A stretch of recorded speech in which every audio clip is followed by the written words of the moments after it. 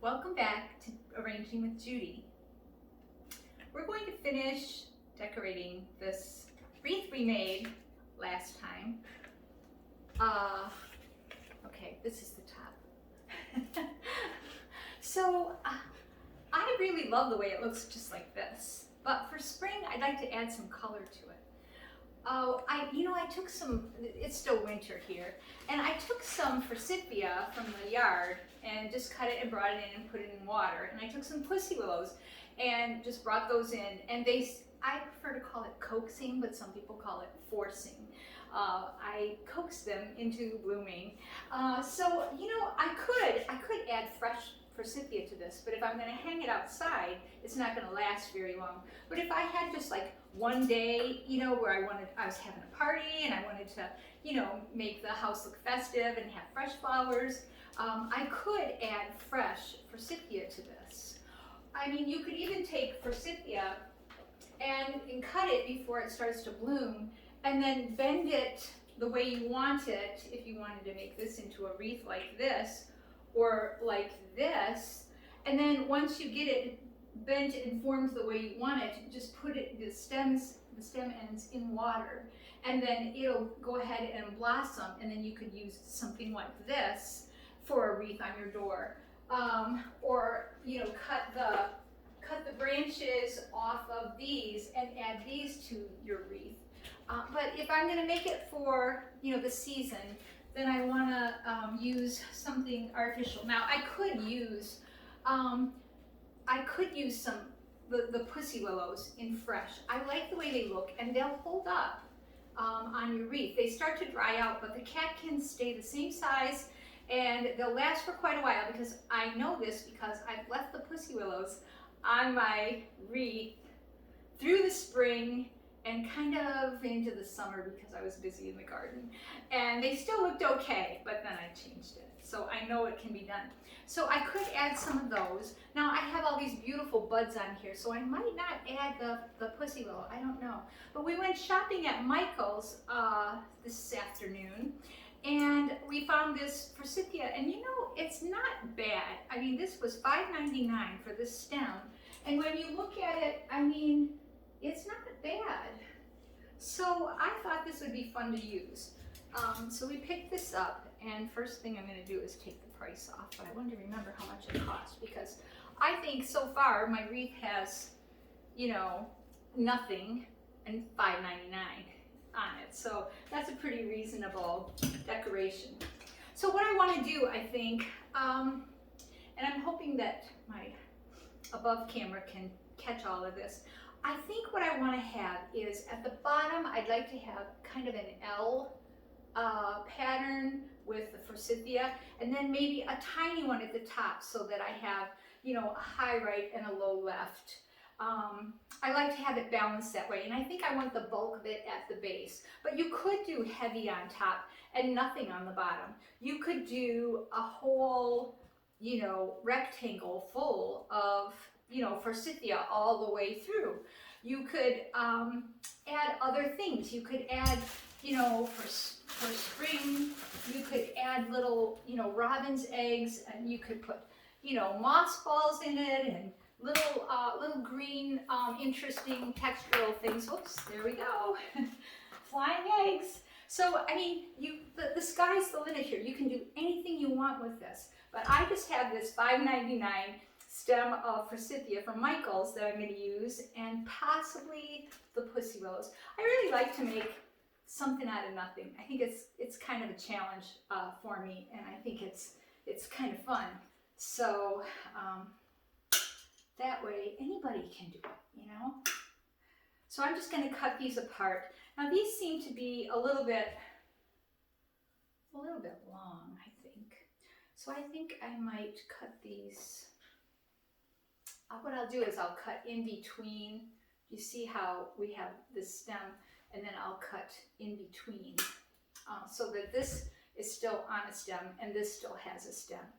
And what I'm going to do is I'm just going to lay these in here, and then remember those wires that I left sticking up on all the corners. I'm just going to wire everything with those wires. So I'll just do I think I want this to be tall. I'm doing this upside down, so bear with me. I'll twist this right here, and then we'll take a look at it and see. I think that might be what I want. And I might have to add, you know, another wire in here to secure this. I'm going to twist it around and see if it'll work. And then this should be fairly secure. And then up here, I'll just have a smaller pattern. So I'm cutting in between again, and in between. And then I'll leave this one long just in case I need to stretch it out a little bit. So up here, I think we'll do, and you see I'm putting this wire like right here where there's like a little V. Maybe I should do it this way. I'll put this wire around that so that it'll catch it. It won't slip out of the wire. So let's see. Is that one going that way? No, I want that one going this way. I think. As I said, I'm upside down here. And then this one going this way, and then this one going this way. And then I'll just, again, just twist this with the wire. And, you know, that one might not stay where I want it. So I'm going to just kind of play with this a little bit. There. Okay. And then, oh, boy, I meant to get a marker. Well, I can use this. When I finish with placing these, I'll just take and I'll just wind this wire, this taped wire, around.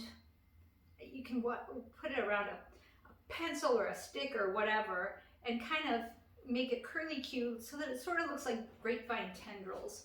And I'll do the same thing with the ones that I'm not putting anything on. And then I just almost think, I'm gonna hold this up, I almost think that I'd like to put a little bow right in here. Just a tiny, maybe, I was looking at this olive velvet. I think it has a nice texture, and I think I'd like to have some drama here. I would like to have this, you know, kind of trail down a little bit just to give me some motion when the wind blows outside. So I think I'll just have like, I'm going to put kind of a long tail on it, and then if I decide to cut it off, I can, which it's hard to add on.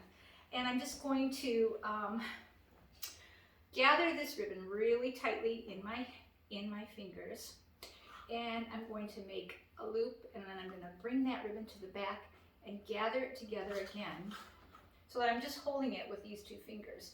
Then I'm going to twist this ribbon and put my finger down on top of that twist, and then I'm going to make another loop, gather it all together again, pick up my top finger, give the ribbon a twist, bring it flat. See, that way I always have this nappy, velvety side rather than this kind of ugly, plasticky side. Bring it flat to the back again, pick up my bottom finger, twist. I do have a bow video, so if you're interested in the basics of bows, you can look that one up. So let's see. I'm going to do that again. I think I'm going to put 6 loops on this bow. I don't want it to get too big and too. And I didn't make a center knot on this because I think it would get too bulky. Okay, so I have this long streamer here. I'm going to cut this off about there. And I'm going to add another streamer to the back. Just bring this flat to the back like that. Gather it together in my hand. And then I'll cut this one off a little bit shorter. Okay.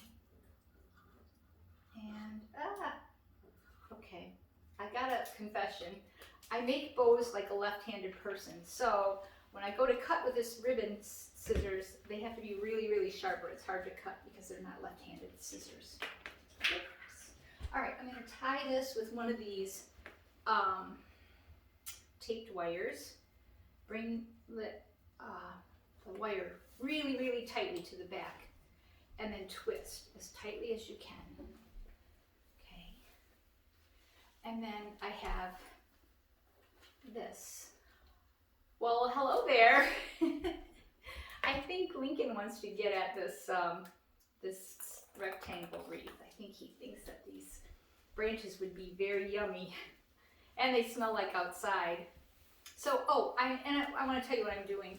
I have these cut and they're straight, and I just think a straight line is boring. And I could either cut this on an angle, or I could do what I've done here, and I've made a fishtail cut. So what you do is you bring ribbon together, and you cut from the folded side up to the tips, to the end, like this. And so that will give you that fishtail. And I think it just looks a little more finished. So I might have to turn this around to do this. I'm going to put this right in here. And you know, I'm almost going to wish that I had a little more of the forsythia. I'm going to play with that for just a second. I'm going to turn it around so I can see what I'm doing.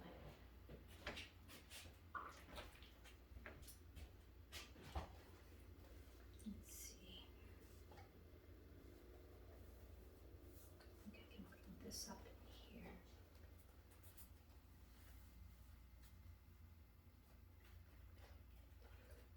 All right, you.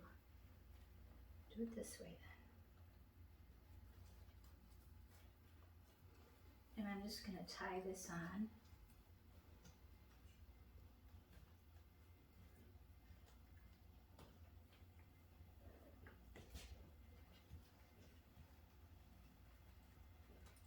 I want this these flowers to stick up though.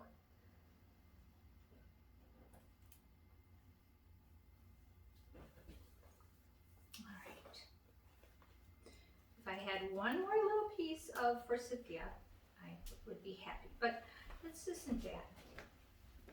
It's not bad at all. All right, and so then you can just play with the ribbon. So what I ended up with was, I think, can we see this? Am I good? Down? It's bigger than life. Okay, maybe if I just stand like this. Is that good? Still down? Okay, so what we have is a high right, and it's sort of an L shape, and a low left, and then the ribbon just draws your eye down, and it's really fun on the door when the wind blows, and it just sort of gently, you know, goes back and forth. Okay, thanks for watching. Oh, and please remember to subscribe.